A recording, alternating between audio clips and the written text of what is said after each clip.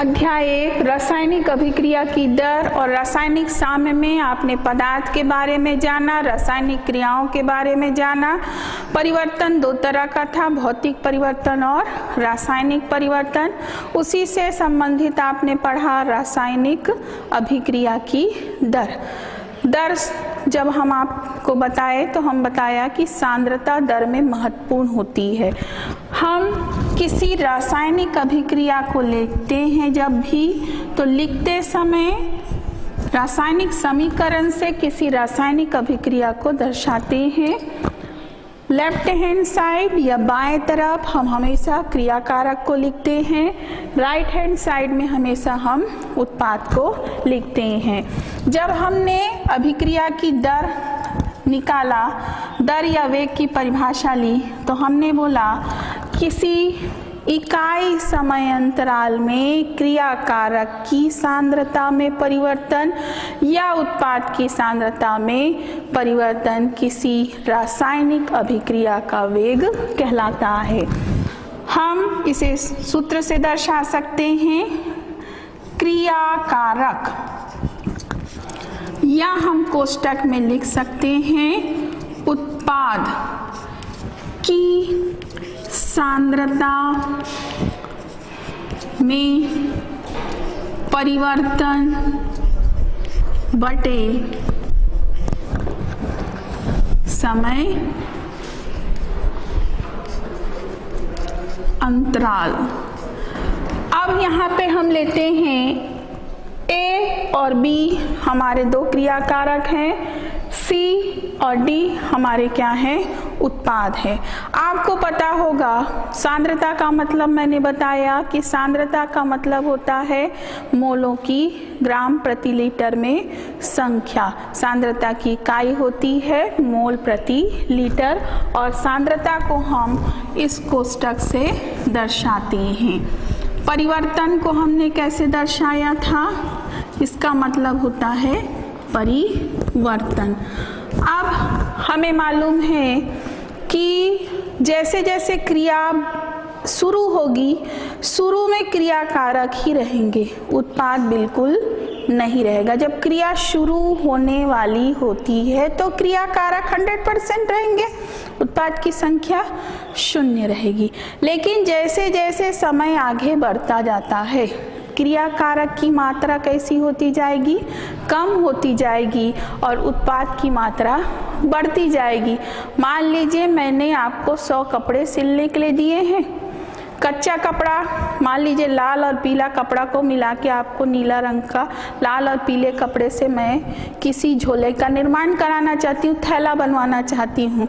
तो शुरू में 100 आपके पास लाल और नीले रंग के हैं, थैले की संख्या 0 होगी। वैसे ही शुरू में क्रिया कारक अधिक होते हैं, उत्पाद की संख्या 0 होती है। जैसे ही समय शुरू होता है क्रिया कारक किस में बदलने चालू हो जाते हैं, उत्पाद में। तो क्रिया कारक की सांद्रता घटेगी, 100 से 99 होगा, 99 से वो 80 भी होगा, 80 से 50 भी होगा, लेकिन उत्पाद 0 से लेकर बढ़ेगा। तो यहाँ पे भी जब अभिक्रिया चालू होती है तो क्रिया कारक शुरू में अधिकतम रहते हैं। जैसे ही क्रिया शुरू होती है तो क्रिया कारक किस में बदलने चालू हो जाते हैं, उत्पाद में। तो हम अगर सांद्रता की बात करें तो हम बोलेंगे कि क्रिया कारक की सांद्रता कम होगी, उत्पाद की सांद्रता बढ़ेगी।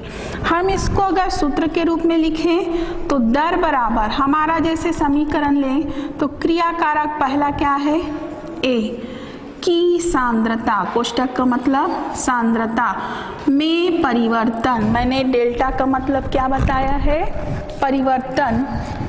फिर से देते हैं, दर बराबर A क्रिया कारक है कि सांद्रता में परिवर्तन बटे समय अंतराल। अब चूंकि A की सांद्रता, A क्रिया कारक है, कम होगा, इसलिए हम इसको दर के सामने क्या लगाएंगे, ऋण का चिन्ह। ऋण यह दर्शाता है कि क्रिया कारक की सांद्रता समय के साथ साथ कम होती है।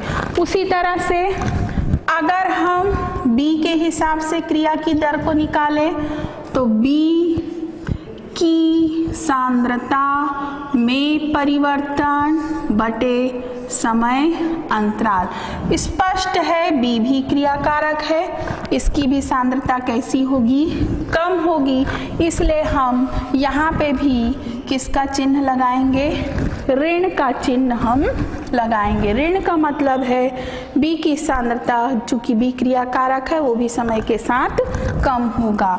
अब हम उत्पाद सी को लेते हैं। सी की सांद्रता में परिवर्तन, सी की सांद्रता में परिवर्तन के लिए हमने डेल्टा लगाया और बटे समय अंतराल।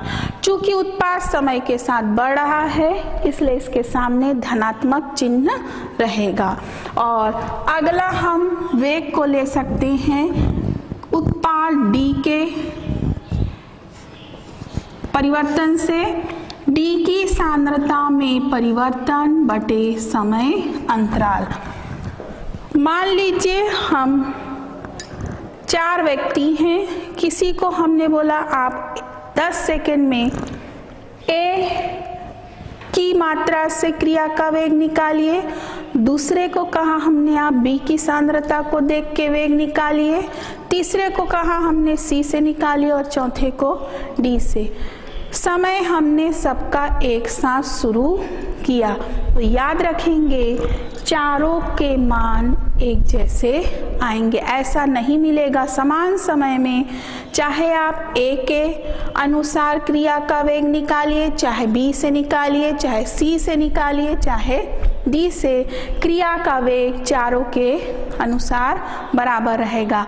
अगर 10 मोल प्रति लीटर प्रति सेकंड है क्रिया की दर तो सभी के उत्तर उसी तरह हमको प्राप्त होंगे। आप सामान्य उदाहरण भी ले सकते हैं। आपको 2 अलग रंग के कपड़े मिले हैं तो सिल ने बोला तो मान लीजिए 10 नीला कपड़ा एक ने यूज़ किया, 10 पीला कपड़ा यूज़ किया और उत्पाद भी 10 ही बनेगा। तो क्रिया के हिसाब चाहे आप एक रंग के कपड़े से लो चाहे दूसरे या उत्पाद के हिसाब से ले, आपका सारा उत्तर कैसा आएगा, क्रिया का करने की दर समान आएगी। यहाँ पे भी हमको समान उत्तर मिलेगा, क्रिया की दर सभी में कैसी आएगी, समान आएगी। याद रखेंगे क्रिया कारक की सांद्रता कम होगी, इसलिए हमने यहाँ पे हमेशा क्रिया कारक के अनुसार अगर दर निकालेंगे तो ऋण का चिन्ह लगाना जरूरी है, और अगर उत्पाद लेंगे तो उसके लिए हम धन का चिन्ह सामने में लगाते हैं, क्योंकि उत्पाद की सांद्रता समय के साथ बढ़ती है। इसमें एक चीज और ध्यान देने योग्य है, मान लीजिए मैं किसी क्रिया को 1 घंटे में अध्ययन कर रही हूँ। 1 घंटे में अगर मैं क्रिया का अध्ययन कर रही हूँ तो उस समय क्या होगा, मेरी परिस्थितियाँ बदल सकती है, मेरा रुझान है वो चेंज हो सकता है और आसपास का वातावरण भी प्रभावित हो सकता है। तो हम किसी भी अभिक्रिया के वेग का जब अध्ययन करते हैं तो उसमें समय को बहुत अधिक नहीं लेते, 10 घंटा, 1 घंटा, 2 घंटा, 3 घंटा, इस तरह से हम ना लेके बहुत कम समय अंतराल को लेते हैं। हमारे लिए क्रिया का ताक्षणिक वेग महत्वपूर्ण होता है, क्योंकि शुरू में क्रिया कारक ज़्यादा रहेंगे तो टक्करों की संख्या अधिक रहेगी, लेकिन जैसे जैसे क्रिया कारक कम होंगे तो टक्करों की संख्या क्रिया कारकों के बीच की कम होगी। शुरू में वेग अधिक रहता है किसी भी क्रिया का, लेकिन धीरे धीरे क्रिया कारक की मात्रा कम होने से क्रिया का वेग हर समय बराबर नहीं रहेगा। जब आपका क्रिया कारक की सांद्रता कम होगी वैसे वैसे क्रिया का वेग भी कम होता है, क्योंकि क्रिया कारकों के बीच का प्रभावी टक्कर कम हो जाता है क्रिया कारक के मात्रा में कमी से। तो हम इस समय को बहुत अधिक नहीं लेते, इसके लिए हम कम समय का उपयोग करते हैं। तो इस समीकरण को लिख सकते हैं, समय ए की सांद्रता में परिवर्तन, ये डेल्टा कम समय के लिए, ये भी डेल्टा है। ए की सांद्रता में परिवर्तन बटे समय अंतराल, या हम ले सकते हैं बी की सांद्रता में परिवर्तन बटे समय अंतराल। दोनों में आपका माइनस का चिन्ह रहेगा क्योंकि ये दोनों क्रियाकारक हैं। उसके बाद अगर हम C की सांद्रता में लेना चाहें तो C की सांद्रता में परिवर्तन बटे समय अंतराल, या D के अनुसार आप क्रिया का वेग लेना चाहें तो D की सांद्रता में परिवर्तन बटे समय अंतराल। तो यह वेग ताक्षणिक वेग कहलाता है और इस समीकरण से यह नीचे वाला समीकरण ज़्यादा महत्वपूर्ण होता है। कारण फिर से समय अधिक होने से क्रिया कारक की मात्रा जैसे जैसे कम होगी, क्रिया का दर हर समय स्थायी एक जैसा नहीं होगा। क्रिया कारक कम होने से क्रिया की दर भी कैसी हो जाती है, कम हो जाती है। आगे लेते हैं हम इस क्रिया को, रासायनिक क्रिया की दर को एक ग्राफ से भी प्रदर्शित कर सकते हैं। हमने एक तरफ समय को लिया और दूसरे तरफ क्रिया कारक की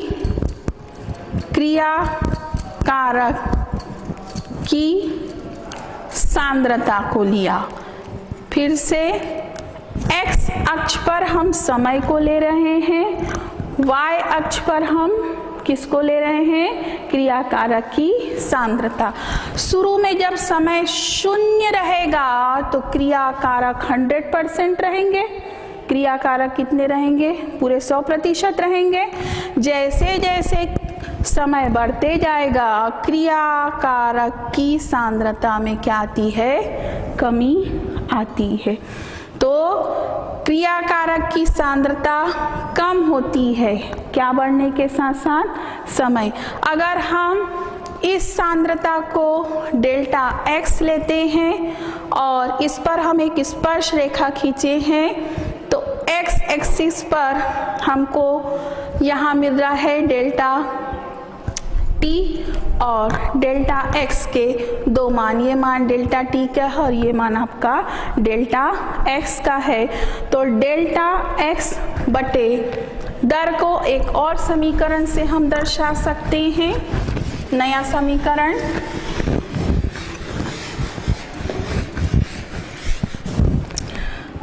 दर बराबर सांद्रता, क्रिया कारक की सांद्रता में परिवर्तन बटे समय अंतराल। यह x आपका क्रिया कारक है तो यह यहाँ पे चिन्ह ऋणात्मक रहेगा, लेकिन अगर ये x उत्पाद है तो यह चिन्ह कैसा रहेगा, धनात्मक रहता है। इस तरह से किसी रासायनिक अभिक्रिया है उसे हम समीकरण को देखकर उस समीकरण के हिसाब से उस क्रिया की दर व्यंजक को व्युत्पन्न कर सकते हैं। उदाहरण के लिए मान लीजिए आपसे किस प्रश्न पूछा गया कि क्रिया कारक हाइड्रोजन क्रिया में भाग लेता है और क्या बनाता है, प्रोडक्ट, या इसी को हम कहते हैं उत्पाद बनाता है। हाइड्रोजन के अनुसार क्रिया का दर व्यंजक व्युत्पन्न कीजिए। तो हम क्या लिखेंगे, दर बराबर हाइड्रोजन की सांद्रता में परिवर्तन बटे समय अंतराल। हाइड्रोजन की सांद्रता में परिवर्तन बटे समय उनका, इसमें क्रिया कारक स्पष्ट दिया है, हाइड्रोजन है तो ये कैसा रहेगा चिन्ह, यहाँ पे इसकी सांद्रता में कैसी होगी, कमी होगी। तो हाइड्रोजन की सांद्रता में कमी बटे समय अंतराल, इस सूत्र से हम इसको दिखाएंगे। अगर आपसे फिर से प्रश्न पूछा, मान लीजिए किसी क्रिया में आयोडीन है वह उत्पाद के रूप में हमको मिल रहा है। प्रश्न क्या पूछ रहा है? आयोडीन है वह हमको किस रूप में मिल रहा है? उत्पाद के रूप में प्राप्त हो रहा है। इसके लिए दर व्यंजक लिखिए। तो दर व्यंजक कैसे लिखेंगे इसके लिए? चूंकि क्रियाकारक से हमको उत्पाद जो मिल रहा है वो क्या है? आयोडीन है। क्रियाकारकों से क्या मिल रहा है? आयोडीन उत्पाद मिल रहा है। तो अब इस आयोडीन के अनुसार अगर आपको बोला जाए व्यंजक लिखिए, तो दर बराबर आयोडीन की सांद्रता में परिवर्तन या वृद्धि, चूंकि वृद्धि होगी इसमें, बटे क्या लिखेंगे? समय अंतराल। तो याद रखेंगे जब क्रियाकारक के अनुसार हम दर व्यंजक लिखते हैं तो कमी होती है इसलिए ऋण का चिन्ह लगाते हैं, और उत्पाद के अनुसार अगर हम क्रिया का दल लिखते हैं तो उसमें हम धन का चिन्ह सामने रखते हैं। इसी ग्राफ को अगर हम उत्पाद के अनुसार बनाना चाहें, हमने एक तरफ लिखा समय और दूसरे तरफ लिखा उत्पाद की सांद्रता। हमको मालूम है जब क्रिया शुरू होती है समय शून्य रहता है तो उत्पाद भी कैसा रहता है? शून्य रहता है।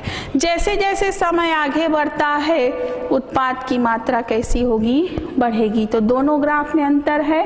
क्रियाकारक के अनुसार ग्राफ हमको झुकता हुआ मिला और उत्पाद के अनुसार हमको यह ग्राफ उठता हुआ मिलता है, क्योंकि समय बढ़ने के साथ साथ उत्पाद की सांद्रता में वृद्धि होती है।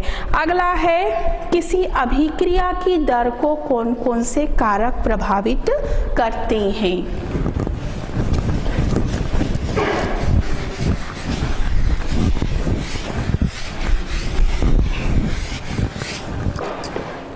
अगला टॉपिक है क्रिया की दर को प्रभावित करने वाले कारक। पहला कारक होता है अभिकारक या क्रियाकारक की सांद्रता। अभिकारक की सांद्रता हमने शुरू में ही बताया, किसी अभिक्रिया का वेग क्रियाकारक की सांद्रता बढ़ने से बढ़ता है। अगर किसी क्रिया में क्रियाकारक की सांद्रता को बढ़ा दिया जाता है तो क्रियाकारकों के बीच एक प्रभावी टक्करों की संख्या बढ़ जाती है, और जैसे ही प्रभावी टक्करों की संख्या बढ़ जाती है क्रिया का वेग भी बढ़ जाता है। तो अगर हमको किसी अभिक्रिया का वेग अधिक चाहिए तो क्रियाकारक की सांद्रता कैसी होनी चाहिए? अधिक होनी चाहिए। दूसरा पॉइंट लेते हैं, किसी अभिक्रिया का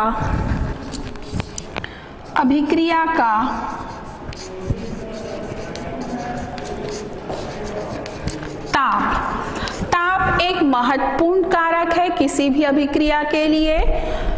जब हम किसी क्रियाकारक को ताप देते हैं तो क्रियाकारकों को जब भी उत्पाद में बदलना रहता है, मान लीजिए हम ग्राफ से दर्शाएं तो ये आपका क्रियाकारक है और ये आपका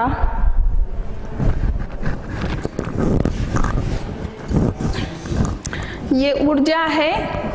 इसमें क्रियाकारक जब उत्पाद में बदलता है, क्रियाकारक उत्पाद में बदलता है तो एक ऊर्जा लेवल होता है। इस ऊर्जा को कहा जाता है सक्रियण ऊर्जा। शुरू में जब क्रियाकारक सामान्य ताप पर रहते हैं तो बहुत कम क्रियाकारकों के पास इस सक्रियण ऊर्जा के बराबर ऊर्जा रहती है। जैसे ही हम क्रिया के ताप को बढ़ाते हैं तो मान लीजिए पहले 50 क्रियाकारकों के पास ही सक्रियण ऊर्जा थी, जैसे ही हम ताप को बढ़ाते हैं तो हो सकता है 85 क्रियाकारकों के बीच या 80 से अधिक क्रियाकारकों के बीच ऊर्जा जो हो गई वो सक्रियण ऊर्जा के बराबर हो गई। तो सक्रियण ऊर्जा का जो अवरोध जो होता है, एक शिखर होता है, उसके दूसरे तरफ आपका होता है उत्पाद। तो बहुत सारे क्रियाकारकों में एक ऐसी ऊर्जा आ जाती है जिसको हम बोलते हैं सक्रियण ऊर्जा, और उसके कारण उनमें टक्करों की संख्या भी बढ़ जाती है और इसके कारण उत्पाद बढ़ने की दर भी बढ़ जाती है और क्रिया का वेग 2 गुना या 3 गुना भी हो जाता है। फिर से किसी भी अभिक्रिया के ताप को अगर बढ़ाया जाता है तो अभिक्रिया का ताप अगर आप 10 डिग्री बढ़ाते हो तो याद रखेंगे क्रिया का वेग 2 गुना या 3 गुना भी हो जाता है। अगला टॉपिक है आपका, इसी में पॉइंट दिया है, उत्प्रेरक की उपस्थिति। उत्प्रेरक की उपस्थिति। उत्प्रेरक क्या है? तो उत्प्रेरक क्रिया के दौरान बाहर से मिलाए जाने वाले वे पदार्थ हैं जो क्रिया में भाग नहीं लेते लेकिन क्रिया के वेग को प्रभावित करते हैं। उत्प्रेरक वे पदार्थ हैं जो किसी रासायनिक अभिक्रिया में भाग नहीं लेते लेकिन रासायनिक अभिक्रिया के वेग को प्रभावित करते। मैंने प्रभावित करता है बोला, मतलब वो क्रिया के वेग को बढ़ा भी सकते हैं। कुछ उत्प्रेरक धनात्मक उत्प्रेरक होते हैं जो क्रिया के वेग को बढ़ाते हैं, कुछ ऋणात्मक उत्प्रेरक भी होते हैं जो क्रिया के वेग को कम करते हैं, कुछ विष उत्प्रेरक भी होते हैं जो क्रिया के वेग को बिल्कुल रोक देते हैं। तो उत्प्रेरक 3 तरह का है, उसके आधार पर हम कह सकते हैं कि उत्प्रेरक की उपस्थिति क्रिया के वेग को प्रभावित करती है, परिवर्तित करती है। उदाहरण के लिए हम ले सकते हैं जैसे वनस्पति तेल से अगर हम वनस्पति घी बनाना चाहें, क्या बनाना चाहें? वनस्पति घी। तो वनस्पति तेल से वनस्पति घी बनाने साधारण प्रक्रिया संभव नहीं है।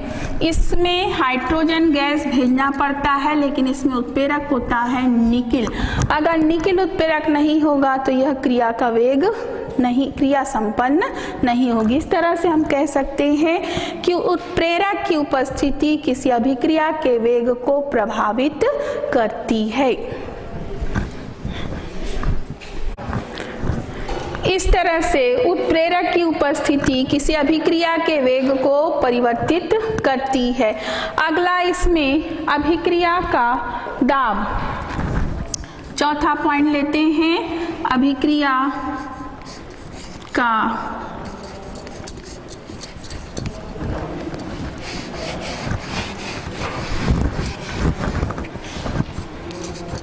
दाब। देखिए क्रिया है, ठोस ठोस के बीच भी हो सकता है, द्रव ठोस और द्रव के बीच भी होता है और गैसों में भी होता है। जहाँ गैसीय क्रिया कारक की बात होती है वहीं पे दाब जो होता है किसी क्रिया को प्रभावित करता है। अन्य क्रियाओं में दाब महत्वपूर्ण नहीं होता।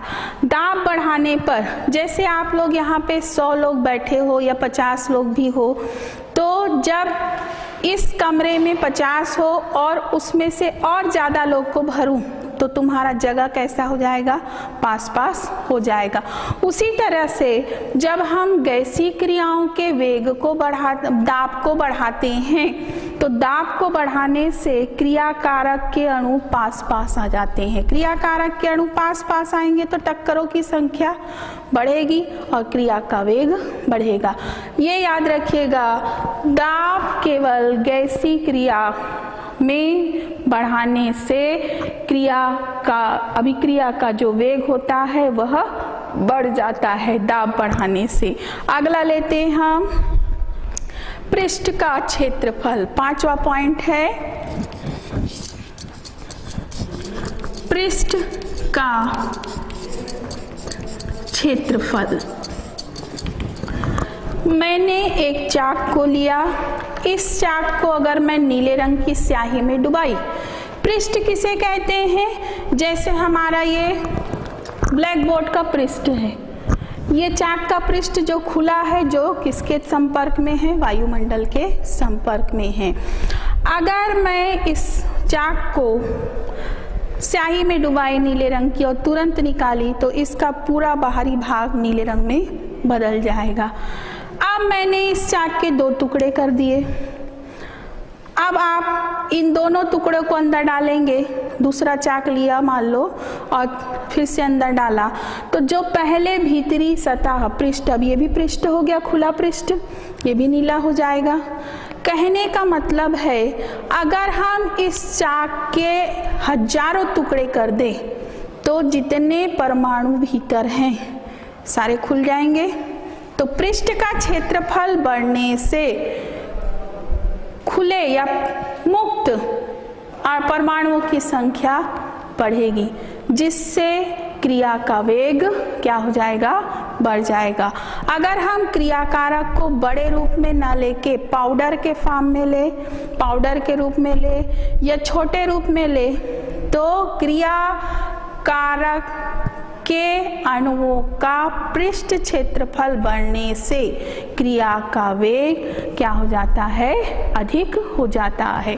इस तरह से हम लेते हैं कि किसी भी क्रिया की दर को 5 कारक प्रभावित करते हैं। पहला विकारक की सांद्रता बढ़ने से क्रिया का वेग बढ़ जाता है।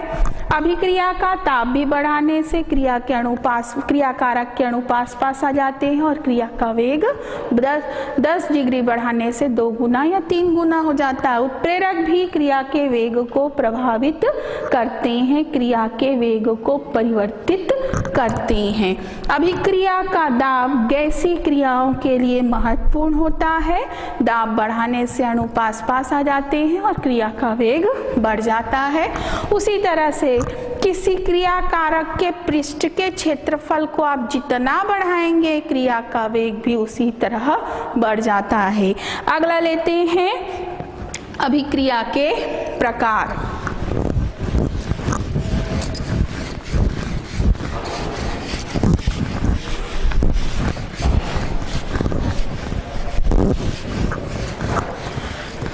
रासायनिक अभिक्रिया के वेग के आधार पर रासायनिक क्रिया के वेग के आधार पर क्रिया है वह 3 प्रकार की होती है। क्रिया के प्रकार, क्रिया 3 प्रकार की होगी। पहला होता है तीव्र अभिक्रिया,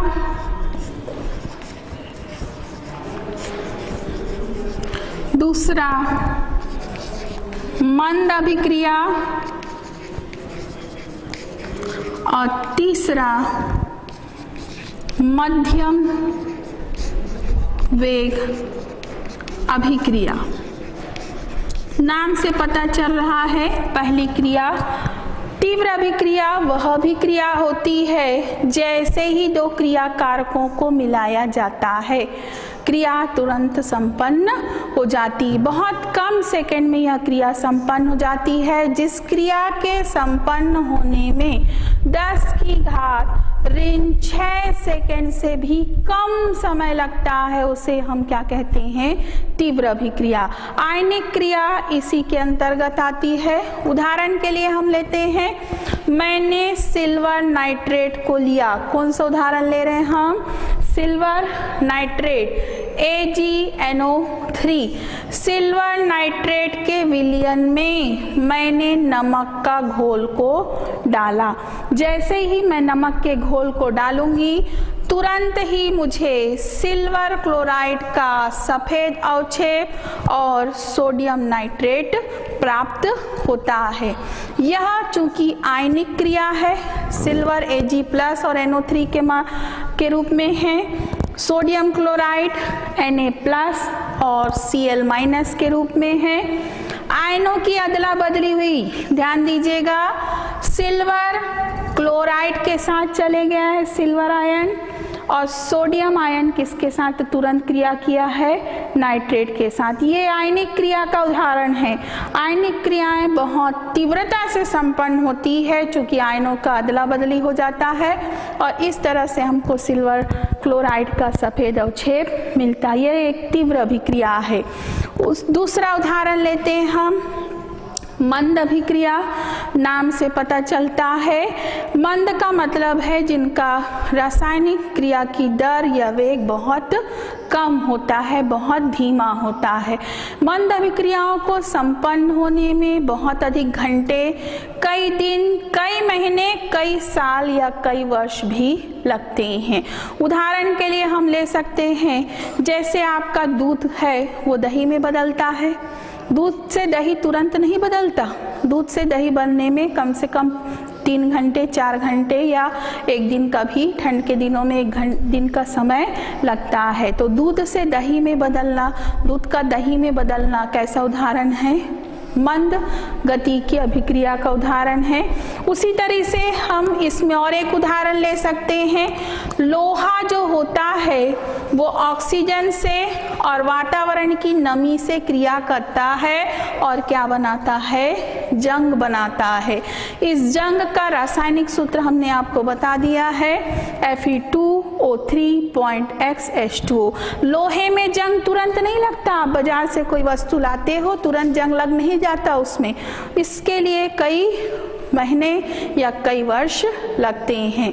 तो इस तरह से हम मंद क्रियाओं के वेग का भी अध्ययन नहीं कर सकते, क्योंकि उसको अध्ययन करने में कई समय लगेगा, अधिक समय लगेगा, जिसका अध्ययन हम संभव नहीं है अध्ययन करना। तीव्र अभिक्रियाएं भी इतनी जल्दी हो जाती है कि हम उसका समय ही पता नहीं चलता, क्रिया संपन्न हो जाती है। तो दोनों क्रियाओं के वेग को हम कैलकुलेट नहीं कर सकते, गणना नहीं कर सकते। एक बहुत जल्दी होता है और दूसरा बहुत धीमा होता है। अब हम तीसरी क्रिया का उदाहरण लेते हैं, जिसको हम मध्यम वेग की अभिक्रिया कहती हैं। मध्यम वेग की अभिक्रियाएं हैं, इनका वेग 10⁻6 सेकंड से अधिक या कुछ घंटों का होता है। 1 या 2 घंटे के अंदर, बहुत कम समय, 1 घंटे के अंदर ही क्रियाएं संपन्न हो जाती है। 10⁻6 सेकंड से अधिक कुछ घंटों में ही ये 1 घंटे के अंदर ही यह संपन्न हो जाती है। कहने का मतलब जिनका वेग तीव्र और किसके बीच होता है, मंद अभिक्रियाओं के बीच होता है। उदाहरण ले सकते हैं, जैसे हमने लिया एस्टर, मेथिल एसीटेट को लिया है, यह एक एस्टर है। इसको हम अपघटित करते हैं जल में, तो यह जल में अपघटित होकर 2 अणुओं में टूटता है। पहला देता है यह एल्कोहल, मेथिल एल्कोहल, और दूसरा देता है यह एसिटिक अम्ल। ये मेथिल एल्कोहल है,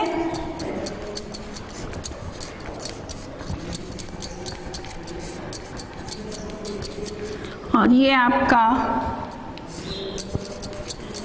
एसिटिक अम्ल। फिर से लेते हैं, एस्टर धन पानी क्या बनाते हैं, एल्कोहल धन अम्ल। यह क्रिया उत्क्रमणीय रहती है।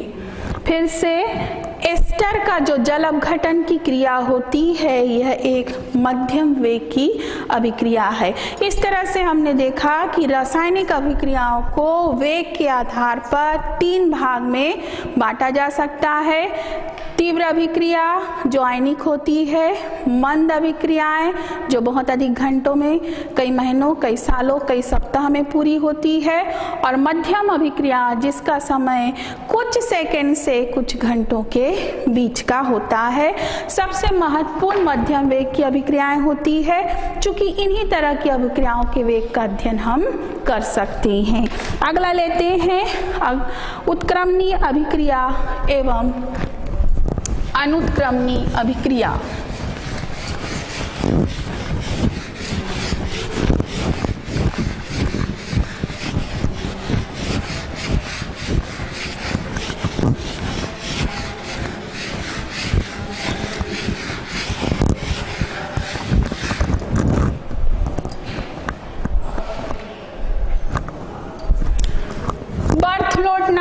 वैज्ञानिक थे,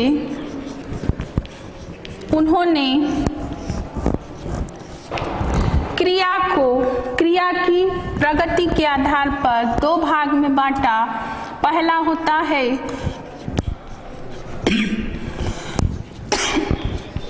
अनुत्क्रमणी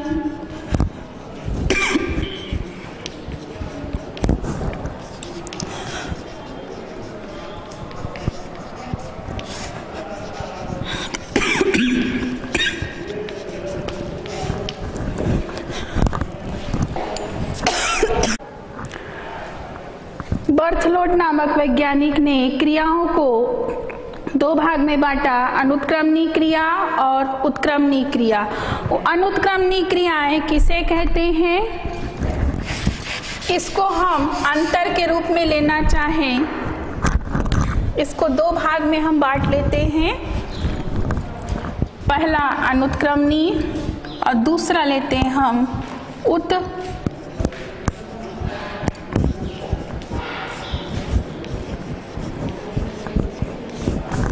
उत्क्रमणीय क्रिया।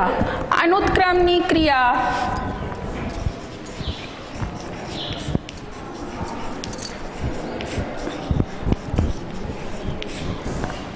परिभाषा लेते हैं। पहला, जिसमें क्रियाकारक आपस में मिलकर उत्पाद बनाते हैं। उत्पाद पुनः क्रियाकारक में परिवर्तित नहीं होते, उन क्रियाओं को हम अनुत्क्रमणीय क्रिया कहते हैं। फिर से सुन लीजिए, अनुत्क्रमणीय अभिक्रियाएं वे अभिक्रियाएं हैं जिसमें क्रियाकारक आपस में मिलकर उत्पाद में परिवर्तित होते हैं। उत्पाद पुनः क्रियाकारक में परिवर्तित नहीं होते, इन क्रियाओं को हम अनुत्क्रमणीय क्रिया। अनुत्क्रमणीय मतलब उल्टा नहीं होता ये। दूसरा, उत्क्रमणीय क्रिया किसे कहते हैं? वह क्रियाएं जिसमें क्रियाकारक आपस में मिलकर उत्पाद बनाते हैं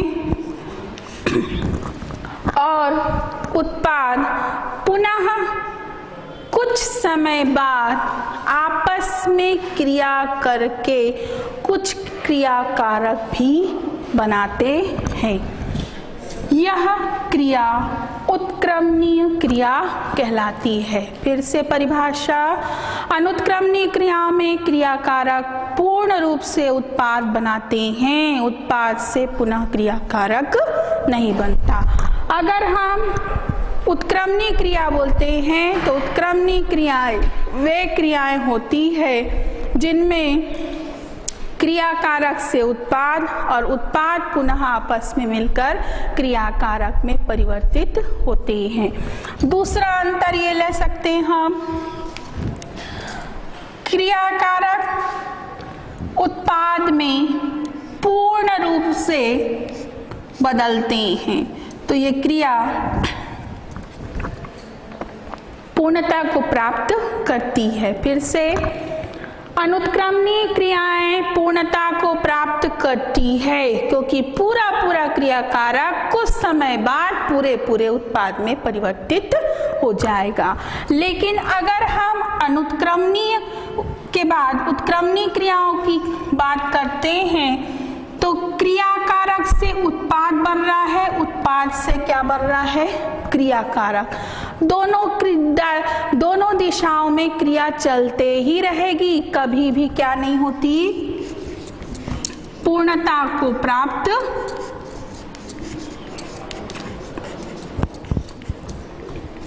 नहीं करती।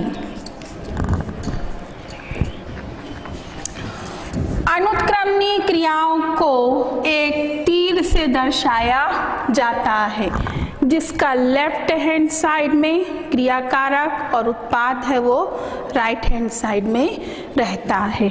लेकिन उत्क्रमणीय क्रियाओं को दो तीर के निशान से दर्शाया जाता है। ऊपर वाला तीर जो होता है वह दिशा को प्रदर्शित करता है और नीचे वाला जो तीर होता है वह पश्चिम दिशा को अग्र वाला क्रियाकारक से उत्पाद बनने को प्रदर्शित करेगा और नीचे वाला आपका, जिसे हम पश्चिम दिशा कहते हैं, उत्पाद से पुनः क्या बनना, क्रियाकारक। फिर से ले लें, ए से बना बी, अग्र क्रिया हुआ, बी से पुनः एक बनेगा, वह कैसी क्रिया होगी, पश्च क्रिया। तो उत्क्रमणी क्रियाओं को दो तीर से दर्शाया जाता है, एक राइट हैंड साइड में जाता है दाएं तरफ, वो अग्र दिशा को दर्शाता है, और एक तीर जो लेफ्ट में आता है वह पश्चिम दिशा को दर्शाता है। अनुत्क्रमणी अभिक्रियाएं जो होती है, इसमें क्रियाकारक जो होता है वो जब पूर्ण रूप से उत्पाद में बदलता है तो इसमें आपका उदाहरण हम ले सकते हैं। चूंकि ये एक ही दिशा में हो रही है, इसलिए हम सबसे महत्वपूर्ण देखेंगे, पूरा क्रियाकारक उत्पाद में बदलेगा। मतलब एक अवस्था होती है क्रिया की, साम्य अवस्था, वह नहीं मिलती अनुत्क्रमणी क्रियाओं में। अब यहाँ पे एक नया शब्द आया है, साम्य अवस्था किसे कहते हैं? साम्य अवस्था वह अवस्था है जिसमें किसी क्रिया की वह अवस्था है जिसमें अग्र अभिक्रिया और पश्च अभिक्रिया के वेग बराबर हो जाते हैं। चूंकि अनुत्क्रमणी क्रियाओं में तो अग्र पश्च का क्रियाएं होती ही नहीं है, इसलिए इसमें साम्य अवस्था देखने को नहीं मिलता। लेकिन उत्क्रमणीय क्रियाओं में हमको चूंकि क्रियाकारक से उत्पाद और उत्पाद से क्रियाकारक देखने को मिलता है, इसलिए इसमें साम्य अवस्था भी पाई। उत्क्रमणी क्रियाओं में ही साम्य अवस्था पाई जाती है। याद रखेंगे, साम्य अवस्था वह अवस्था है जिसमें अग्र अभिक्रिया का वेग पश्च अभिक्रिया के वेग के बराबर होता है। ये क्रियाएं ज्यादातर विषमांगी होती हैं, जबकि उत्क्रमणी क्रियाएं समांगी और विषमांगी दोनों हो सकती है। समांगी और विषमांगी दोनों हो सकती है। अब ये समांगी का मतलब है क्रियाकारक और उत्पाद की अवस्था एक ही हो, तो उसको हम कहते हैं समांगी।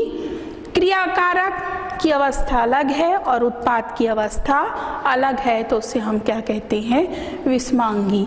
इसमें एक उदाहरण ले सकते हैं, जैसे हम चूना पत्थर ठोस होता है, गरम करते हैं इसको 1000 डिग्री सेंटीग्रेड पर, तो बनता है चूना और बनता है कार्बन डाइऑक्साइड।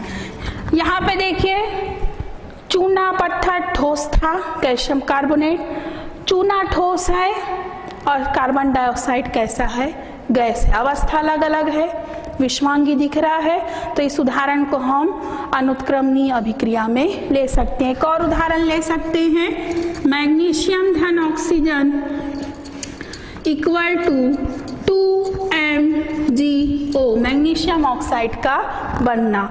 उसी तरह से उत्क्रमणी क्रिया का भी हम उदाहरण ले सकते हैं, जैसे हम फास्फोरस पेंटाक्लोराइड को गर्म करते हैं, क्या करते हैं, गर्म करते हैं, तो वह बदलता है फास्फोरस ट्राइक्लोराइड और क्लोरीन गैस में। फिर से PCl5 को गर्म किया, PCl3 और Cl2 में बदला। पुनः इसको ठंडा करेंगे, क्या करेंगे, इसको ठंडा करते हैं, तो पश्च डायरेक्शन में क्रिया होती है PCl3 ट्राइक्लोराइड फास्फोरस का और क्लोरीन आपस में मिलकर पुनः फास्फोरस पेंटाक्लोराइड बनाते हैं। तो इस तरह से अनुत्क्रमणीय अभिक्रिया एक डायरेक्शन में होती है और उत्क्रमणीय अभिक्रियाएं दो डायरेक्शन में होती है। याद रखेंगे साम्य अवस्था जहाँ अग्र अभिक्रिया पश्च अभिक्रिया के वेग के बराबर होता है वो केवल हमको उत्क्रमणीय अभिक्रियाओं में देखने को मिलता है। साम्य अवस्था के बारे में हम चर्चा करेंगे। आपका दोनों में अंतर परीक्षा में पूछा जाता है, जिसे आप इस तरह से डिवाइड करके लिखेंगे। एक साथ उदाहरण जरूर दीजिएगा। धन्यवाद।